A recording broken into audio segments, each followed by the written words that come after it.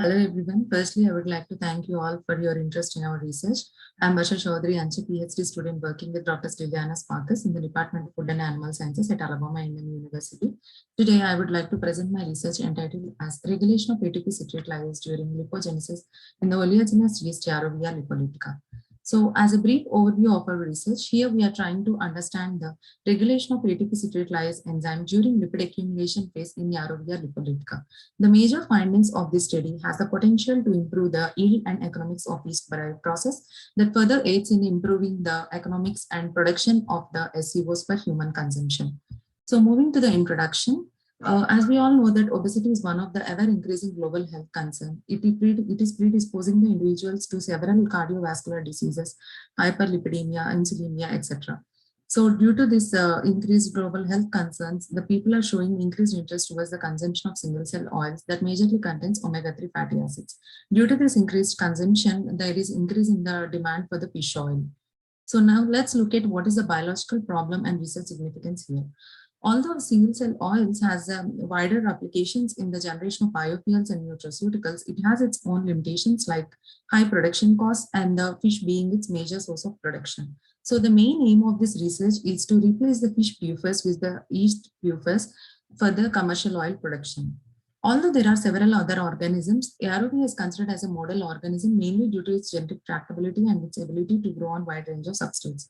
In addition, the presence of the ACL gene in the yeast is aiding for its ability to accumulate lipids. This ACL gene consists of two subunits, ACL1, the catalytic subunit, and the ACL2, the regulatory subunits. In addition, the lipids produced from this organism has acquired GRAS status from the FDA. So to better understand this process, now let's look at the schematic representation of this lipid biosynthesis pathway. Once the glucose is consumed by the cell, the glucose enters into the process of glycolysis, resulting in the formation of pyruvate. The pyruvate enters into the Krebs cycle, and during the in the Krebs cycle, it results in the formation of citrate. The citrate undergoes to the process series of reaction, resulting in the formation of alpha-ketoglutarate. In the lipogenic media, there is a nitrogen starvation conditions that reverses the reaction of ICDH and leading to the buildup of citrate in the mitochondria. This will lead to the citrate malate shuttle and the citrate exits out into the cytoplasm. Here, this is the striking enzyme, which is our main focus of study here, the ATP citrate lyase that leads the citrate into acetyl-CoA that further forms the fatty acetyl-CoA that is the donor for acyl donor for the triacylglycerol biosynthesis. Now let's look at the objectives of this study. The main objectives of this study is to understand the time-dependent regulation of ACL during lipogenesis and to identify both catalytic and regulatory units are responsible for the ATP citrate lyase activity. To address these objectives, we came up with an experiment with 6 strains that are grown in the glucose media for about 5 days, and then the samples are collected for the growth curve, lipid analysis, and the protein expression. Moving to the methodology, we have used the standard restriction cloning and the electroporation technique to generate the mutant strains for the ACL1 deletion, 2 deletion, and overexpression strains, ACL1, ACL2, and the both overexpression strain. Later on, we used the standard lab protocol for the protein extraction and did the Western blot with the specific primary and secondary antibodies for ACL1 and ACL2.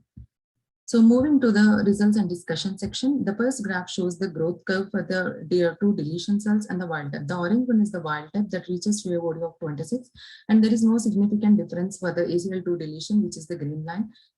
Contrastingly, for the ACL1 deletion, a growth phenotype was observed and shows a significant difference between when compared to the wild type and the ACL2 deletion cells.